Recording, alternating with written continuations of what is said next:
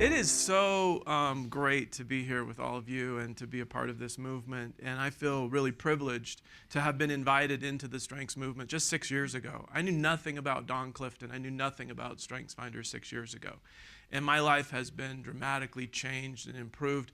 And I like to say that in 2000, when I was, Ancestry.com was at its peak in terms of the dot-com explosion and how exciting that was. We thought we were building this multi-billion-dollar company. We were going to take it public. And I got honored in the Salt Palace as the Entrepreneur of the Year. And I was thinking about who helped me along the way as I was starting out as an entrepreneur, or even before that as a student. And so I was preparing my little thank you speech, thanking my mom and my dad for all that they did for me, thanking my co-founder and my early employees at Ancestry. And then for some reason, I decided to thank God for whoever invented glasses and contact lenses, because I'm legally blind without corrective lenses, and my family still tease me when I don't have my contacts in. I have to read books like 2 inches away from my face. And so I thought to myself, where would I be in life if someone hadn't invented glasses in the 14th century or contact lenses? I know my personality changed a little when I was 15 and I got contacts. And I started parting my hair in the middle, and I thought I kind of looked cool for the first time. I had thick glasses since first grade. And so, ninth grade, my personality kind of like maybe bloomed a little bit. But, when I think about Don Clifton and StrengthsFinder, I think that for most of my life, I was completely nearsighted or even blind to the strengths and talents of everybody I knew. I was oblivious to their talents and strengths. Just like I couldn't see blades of grass or leaves on trees without corrective lenses, I couldn't see any of the details of humanity because I had a very narrow view of what talent was. In our world, we think talent is, hey, if you're an athlete, that's talent. If you're a performing artist, that's talent. But if you're the world's greatest future nurse at ninth grade, no one's going to know it. No one will notice the caring, nurturing, developing talents that you have, the responsibility talents. It's like not even a thing. And so I think one of the things that prepared me to embrace Don Clifton is that my own father, who's now 86, is a world-renowned engineer in materials engineering and manufacturing processes. He's one of the world's greatest taxonomists. So in the 60s and 70s, my dad studied all materials that are ever used in manufacturing processes. So steel and wood and rubber and cement and ceramic, and then all the machines that are used to take inert matter and turn them into something very useful and valuable. So my dad is the world's greatest taxonomist for turning inert matter into something of great worth through manufacturing processes and materials selection, etc. So when Don Clifton was introduced to me and I realized that he did for humanity what my father did for inert matter, which was create a taxonomy of where's all the potential in each of us. What are the patterns of thinking, feeling, behaving that we all have that can be turned into something awesome, a strength with near perfect performance consistently, where we can be recognized and rewarded for the good work that we do. So for me, my dad's work and Don Clifton's work are very parallel. And so to me, every time I think of honoring Don Clifton's legacy, I also think of my own dad's legacy and how their work was to take less recognized or valuable things and turn it into something of great worth. And so I'm super honored. I do want to start with one thing. My mom passed away 18 months ago, and I was at her bedside holding her hand, and it was a very sweet and tender moment for me to say goodbye to my mom. She meant the world to me, and she did everything in her life for my good and for my siblings. I thanked her hundreds of times for naming me Paul Allen because it opened doors. It's like a cheat. It's like a hack, a cheat code for entrepreneurship. When you moved to Silicon Valley in 1999, everyone returns your calls if your name is Paul Allen. Well, I was deeply saddened last week when Paul Allen passed away. 3 weeks after starting his latest medical treatments. He's been one of my heroes. Idea Man is the name of his autobiography. My favorite strength is ideation. It's my third. And I had always wanted to meet him someday. And unfortunately, I won't be able to meet him. I had mutual friends. I had a few paths to get to him. I used to get emails for him all the time. Someone wanted to borrow the Rose Garden for a wedding. A month ago, I got an email from a scientist in Scandinavia who wanted to use my yacht for oceanic research. I'm like, sure, yeah, anytime. So I used to collect, I won't get any emails for him anymore. That will be sad. But what I love about Paul Allen was that his life mission was trying to answer one question: what should exist? And so all of the billions of dollars that he earned through Microsoft and donated, millions, billions to philanthropy, he would say, what should exist, and let's go make it happen. And so even though I'm a Paul Allen the Lesser, I still have that same belief and that same drive. What should exist? Well, I'll tell you what should exist: a strengths-based world. What should exist is a world that recognizes the intrinsic value of every human being, not just for their life, but for the talent, for their worth, for who they are. They are human beings, and they are more important than anything else. And yet, our school systems and our workplaces are factory model, cookie cutter, do this, march to the same beat, go through. At age 5, our kids enter schools, and it's a system that, as Gallup polls show, over time, it drives the life and engagement out of them. There's many great thinkers who've seen this for many years. Dr. Edwards Deming, who reinvigorated the Japanese economy in the 50s with his brilliance, and finally 40 years later, the United States started embracing his approach to lean manufacturing, etc., and total quality management. He said that we have absolutely stamped out the joy in schools by having grading, and by comparing kids to each other, and by having them compete for a limited number of scholarships. And in the same place in the workplace, he says the easiest way to destroy engagement in a company is to stack rank your employees against each other. Well, guess what? Most Fortune 500 companies have been doing that for decades. So they are comparing you to you without any regard for your talent and your talent. They're like somehow forcing you into a mold and having you conform to some predetermined quota. Instead of what schools should do is identify the innate talents of each child and customize the curriculum and the experiences and the mentoring and the opportunities for learning and help them to maximize their potential. And then help guide them to a role in life that will allow them to play to their strengths, to be recognized and rewarded for good work, and to experience all the joy and flourishing that comes from a fulfilling life. Workplaces are mostly toxic. Many employees around the world are disengaged or not engaged. And so, as Paul Allen would ask, what should exist? A strengths-based state should exist. Rhode Island is the pioneer in that, and you're going to hear from them today. Strengths-based marriages should exist, where each companion is looking for the positives and the strengths and the contributions of their partner, not their flaws, not their weaknesses, not obsessing with trying to fix each other. Becky Hammond is one of the world's experts in strengths-based marriages and couples, and so she's here today. What should exist? Strengths-based cities. We've got 2 wonderful women from San Antonio who are living that and trying to help spread strengths throughout the organizations in San Antonio, including the mayor's office. What should exist? Strengths-based companies like Rackspace and Stryker and Scipio. We're going to hear from the CEO of Scipio today. And as this company grows into hundreds and then thousands of employees, every single one of them is recognized and known for their strengths, and the teams are formed based on strengths. Rackspace is one of the greatest strength stories in history.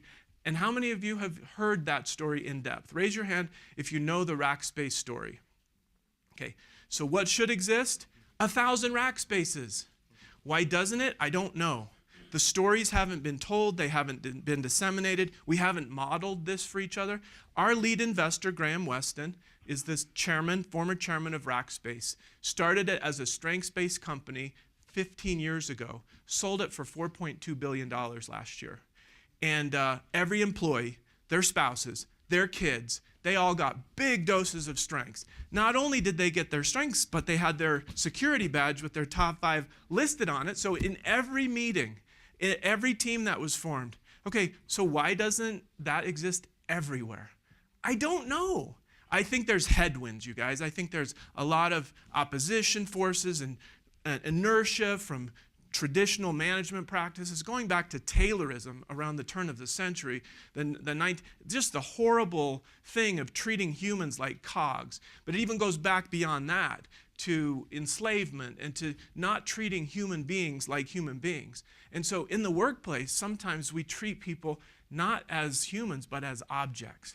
And what I've noticed is that the corporation structure, which has one goal in mind, which is to maximize shareholder return, that dehumanizes the leaders and managers and forces them in their own mind to dehumanize their employees. Because what's more important, maximizing profit or treating Kevin kindly? Okay? They think it's maximizing profit because the corporations that we allowed to exist starting in the 1850s and 60s create a perverse incentive and a directive for all the leadership. They can get sued if they don't maximize shareholder returns. So we live in a lot of, we have a lot of headwinds to deal with. But what should exist? A technologically fueled movement of people who believe in the intrinsic value of humanity and are armed with the most powerful tools ever invented to determine what the talent and potential is of each person.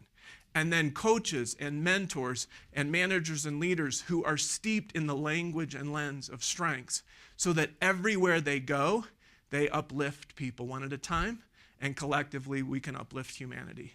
Mike Ritz from Rhode Island will speak to us later, but last night he said that he believes that we can raise the global consciousness through this movement. I'm a true believer in the work that Don Clifton did, and as a tech entrepreneur, I see a huge opportunity to take his work, to build it into technological platforms, mobile apps, wearable apps, augmented reality, virtual reality, where the future's going, where 10 or 20 years from now, we'll be communicating with each other.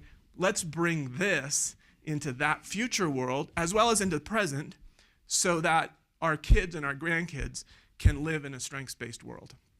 Maybe a strengths-based virtual world, which will be kind of scary, but at least it will be strengths-based. Okay, so in line with the thought of building a strengths-based world, I just want to quickly review Don Clifton's life history and the contributions that he made as the pioneer and father of the strengths movement. 1952, he was a graduate student at University of Nebraska in Lincoln, and he noticed that almost every book on psychology was about what's wrong with people. And he simply asked the question, and then literally spent 51 years of his life answering the question. He said, what if we focused on what's right with people rather than what's wrong with people? And so in the field of psychology and psychiatry, there's a DSM, a manual, a taxonomy of thousands of horrible flaws that we could all have. I hate to think of opening up that book. I'd probably find myself on lots of those pages. But there is a need for that, you guys. I have a brother with schizophrenia. And so I'm grateful for clinical psychologists and psychiatrists and medication that can help people get through depression, anxiety, bipolar, schizophrenia, all kinds of mental disorders.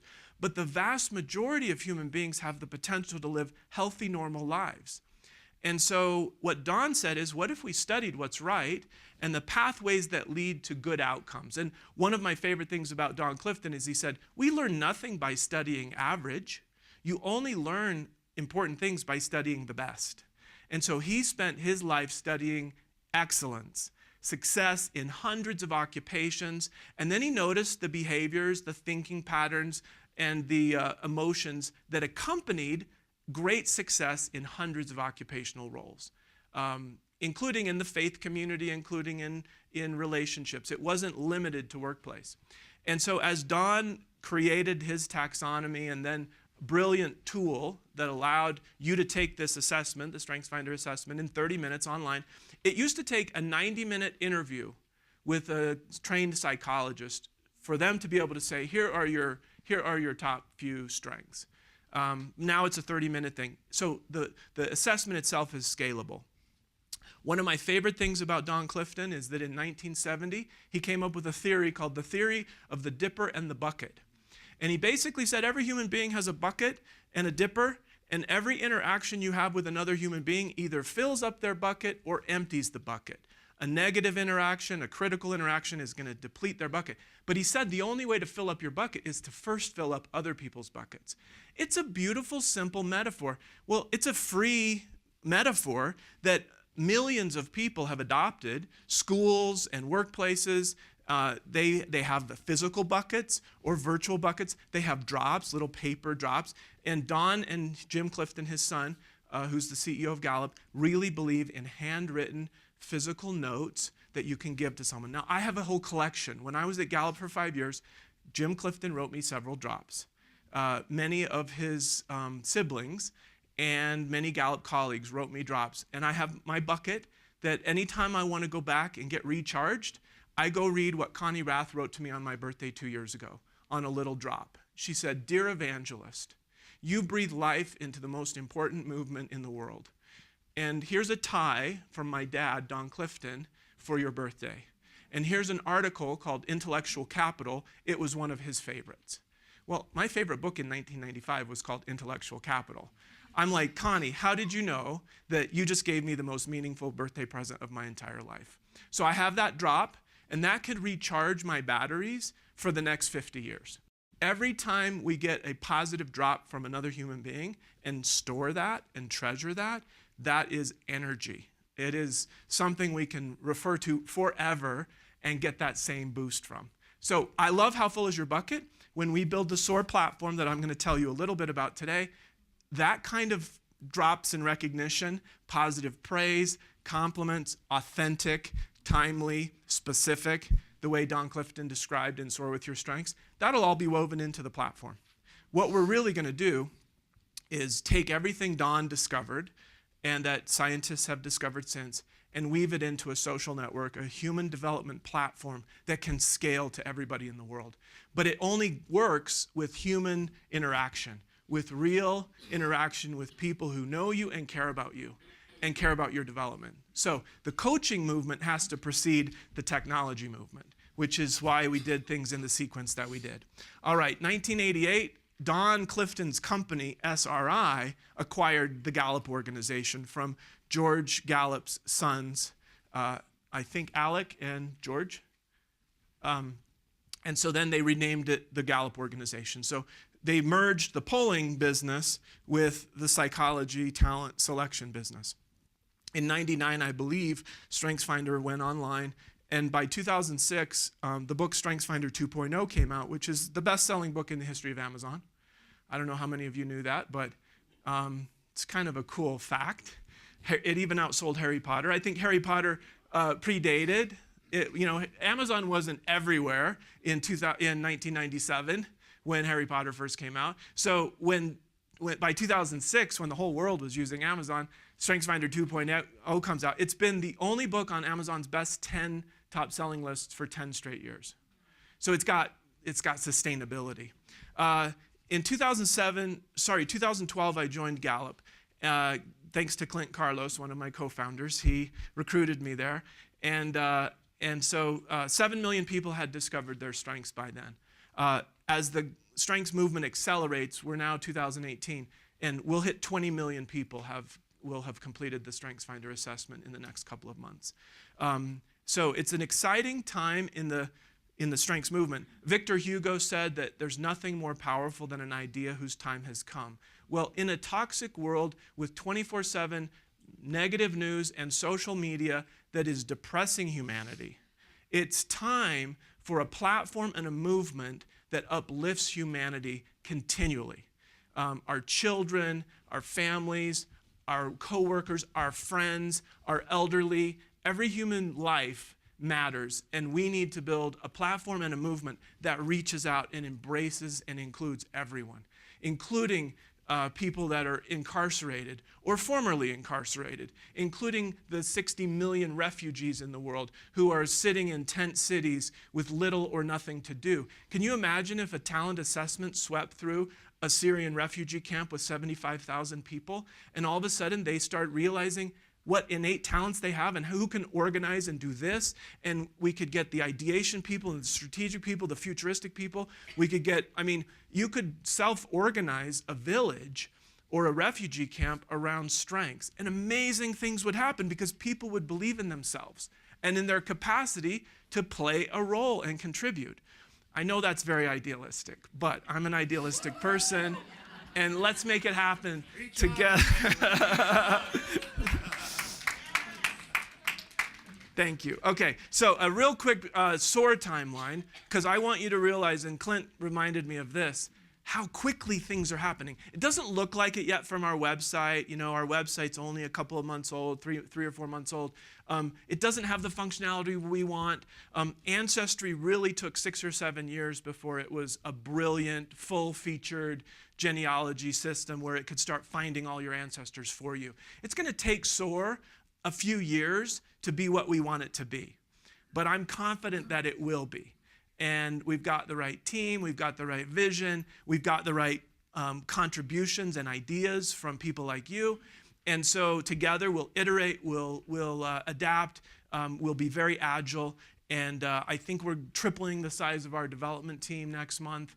And so the pace of innovation will start to accelerate. But just to show you a little timeline, it was March of this year, March 29th, we got our first seed capital from Graham Weston, our first outside investor. He's the billionaire, I think. I probably shouldn't call him a billionaire because I don't know if he is, but he sold Rackspace for $4 billion, and I know he did very well. But he's been a San Antonio founding father for decades and cares so much about investing in that city. And so Graham, his mantra at Rackspace is something we're adopting, and we hope you'll adopt and spread it to the whole world, because why not? And it is this: every person wants to be a valued member of a winning team with an inspiring mission. That covers all the bases: the individual contribution and being valued, the team, the group, and the winning. And because we want to succeed, we want to achieve together. That's just such a great experience to have that. And everyone should have that. And to be on an inspiring mission, an organization that has a meaning and purpose. So imagine if we spread not only strengths, which helps unlock the value that each member brings, but also winning teams and inspiring missions. So combining those things together is really inspiring to me. In May, I think it was May the 4th, we acquired the domain soar.com. It's not easy to get a 4-letter domain name. Thankfully, Clint had a very clever way of paying for it over time. So we were able to buy soar.com. And the fact that Don Clifton started this entire movement with the book Soar with Your Strengths is really meaningful to us. I sat next to John Clifton one time at a Gallup event in 2015 when we were envisioning building some of these things inside of Gallup, and I actually wrote on a napkin, soar.com, and I wrote the price tag, and I showed it to John, and John loved it. John Clifton is the son of Gallup CEO Jim Clifton.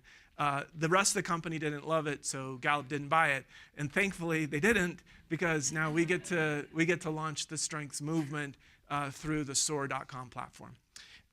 In July, we launched our earliest version of the website and started getting hundreds of coaches to sign up.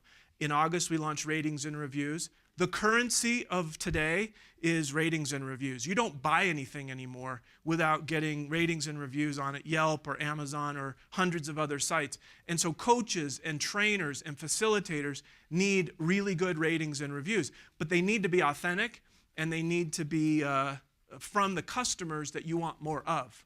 And so we're going to continue to ask coaches to solicit ratings and reviews from their previous clients, and as they get new clients, we'll ask them to get timely ratings and reviews so that we can match you with the right other customers in the future.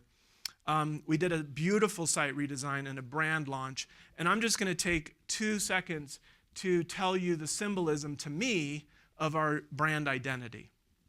My wife hates it, actually, so I'm not sure we'll live with it forever. I don't know. She's very persuasive. But as we went through hundreds of logos, hundreds of options, lots of them looked like thumbprints and security related and things like that. But what we ended up with is this very interesting SOAR, Uplift Humanity. The A in SOAR, if you turn it upside down, it's V. So you've got AR for augmented reality, VR for virtual reality, and our head of AI, VR, AR really loves that. So SOAR can move into the future. 10, 20, 30 years from now, AR, VR will be everywhere, and SOAR will be a player in that space. But for me, the two infinity symbols, they're not quite perfect infinities. They're a little bit malformed, maybe, or unique. But for me, Don Clifton taught two very powerful principles. Number one, he said, weaknesses don't develop, but strengths develop infinitely. So when I look at the infinity symbol, I think about strengths develop infinitely. The second thing is Don Clifton said, strengths only develop in relation to another human being. So you've got two near infinite beings next to each other, influencing each other's strengths development. So does that make sense? That's what I read into it, and that's why we chose this logo at the end of the day. We can uplift humanity through developing strengths and by having relationships that are strengths developing relationships. We all need that. Don Clifton said, no one has ever arrived at a place of success without key relationships having been the cause for that. All right. So I've probably gone over time already. I just want to hint at what's coming. And I think I'll take the risk of showing a little quick demo. But our next goal for December is to launch a social network so that those 20 million people around the world who've taken Clifton Strengths or Strengths Finder will be able to sign up for free and connect with anyone else in the world who's also taken Clifton Strengths Finder. Now, imagine a team grid that has 100,000 people on it, or 1 million, or 10 million. Imagine, and I've been imagining this for weeks now, what will happen if you have tens of millions of people and you know their top 5, you know their current job title, you know where they live, what company they work for, and you know their favorite books, you know their favorite tools. We start to survey users, and I'm going to just touch on this a little bit. You'll hear a lot more about this in the coming years, but there are some really exciting things that can happen as we organize the human family around talent, strength, and roles. And I'll just touch on one. I'm going to go to this little team grid here. So this is a live website. It's our kind of development site, so it doesn't look super pretty. We call it BOSS, I don't know, billing, operations, sales, and support or something like that. But if I go to this team grid, so this is a grid of the 23 evangelists that have already joined SOAR. And evangelists are the key people that will be spreading the strengths movement to their cities. Our vision is to have thousands of evangelists, at least one in every major city in the world.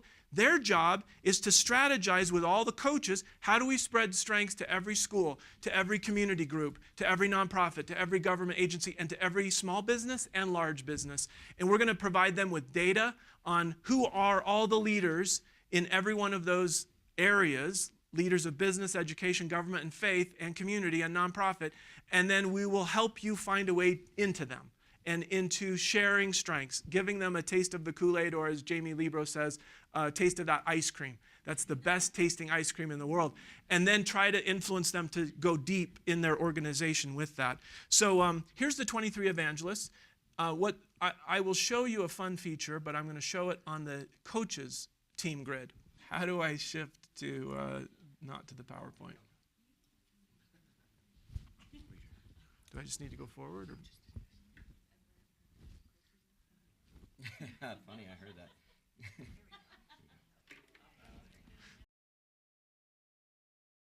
Thank you. Wow. Eduardo. I have to say one more thing about Eduardo. I thought that the Greatest Showman soundtrack is awesome. I listen to it almost every morning, 3 or 4 of the songs. But he turned me on to the song Come Alive. You guys, if you ever want to think about SOAR and the strengths movement, listen to that over and over and over again. There are lots of walking dead people out there. They have no feeling. They're numb. They're despairing. And we're inviting them to come alive and to recognize the incredible greatness within them. I mean, I listen to that song every morning on my 5-mile run, along with several others. Hall of Fame. I mean, I got all these great. You should subscribe to my playlist for evangelists. Okay, so all right. So what I'm going to show you real quick is just one of the dozens of features that we have planned for team grids and team groups. And what's coming is social interaction around the strengths of your team. But here's a fun little feature. Let me take myself and click on my name.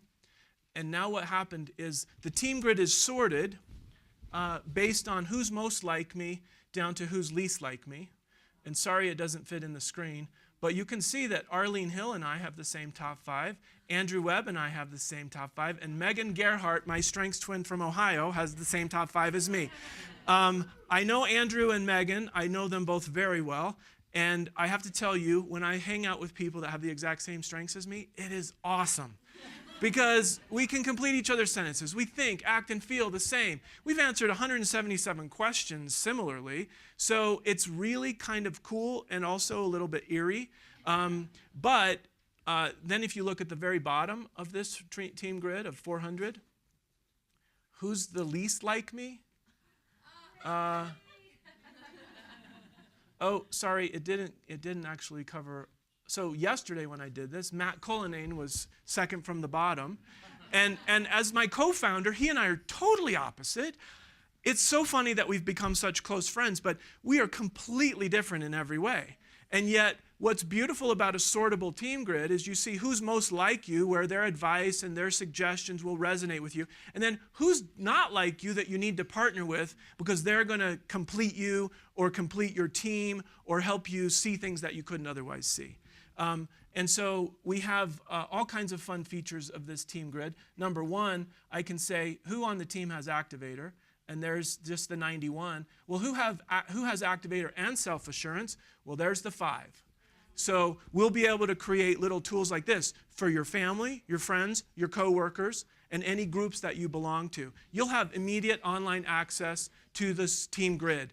And when the team changes, somebody leaves and somebody is added to the team, it will be updated dynamically. This will also be added to a mobile app so that you'll be able to carry it with you wherever you go. We'll also have a voice skill on Alexa and Cortana that allows you to ask, hey, what are the top 5 of Clint Carlos? I can't remember right now. And it will tell me what they are. And it will probably speak to me on my watch or a wearable or on my iPhone or my portable Alexa.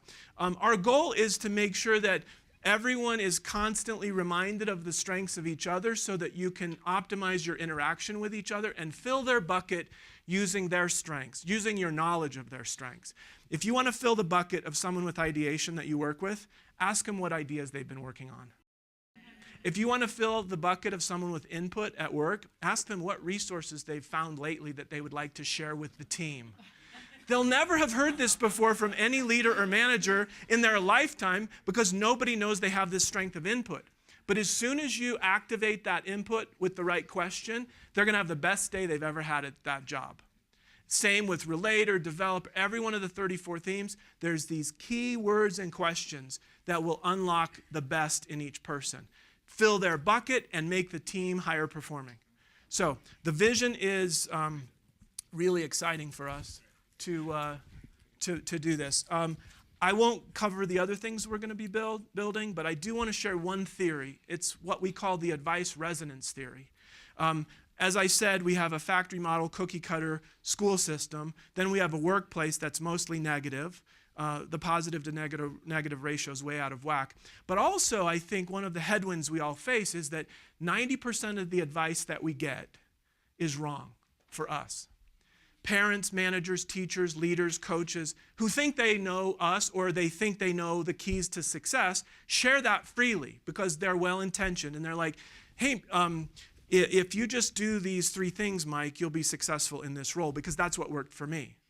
Okay, talk about mirror fallacy, talk about projecting yourself on everyone else. We all do it. Every best-selling book about leadership is written from the standpoint of what worked for me as a leader.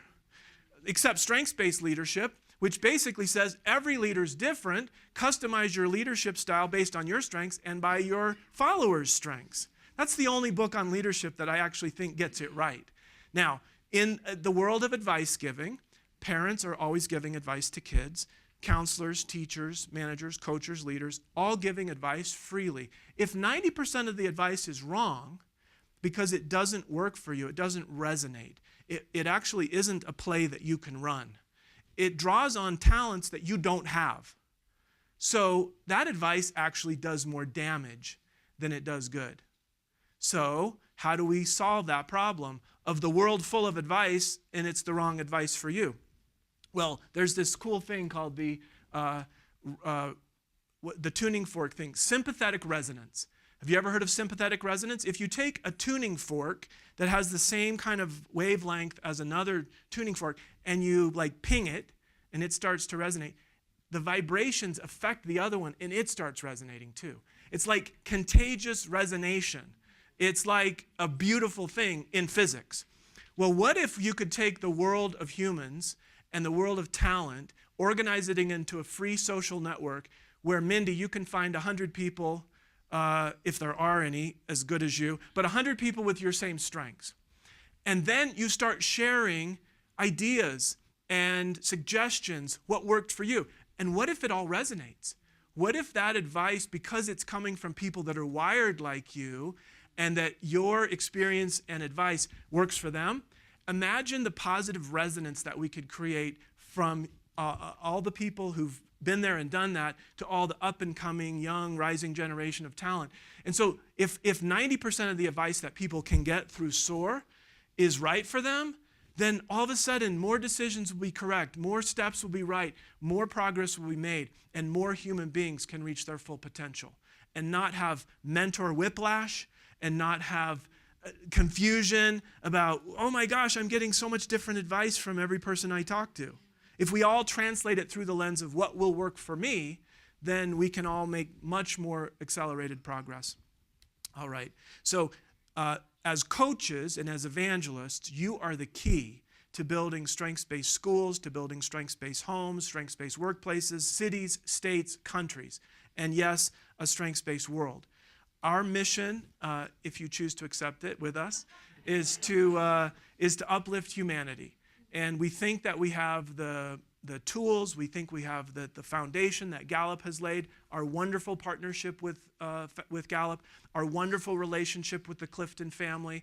We want to continually acknowledge Don as the founder of this and Gallup as the caretaker of this strengths instrument. And then we want to spread the message to all of the organizations around the world, one person at a time.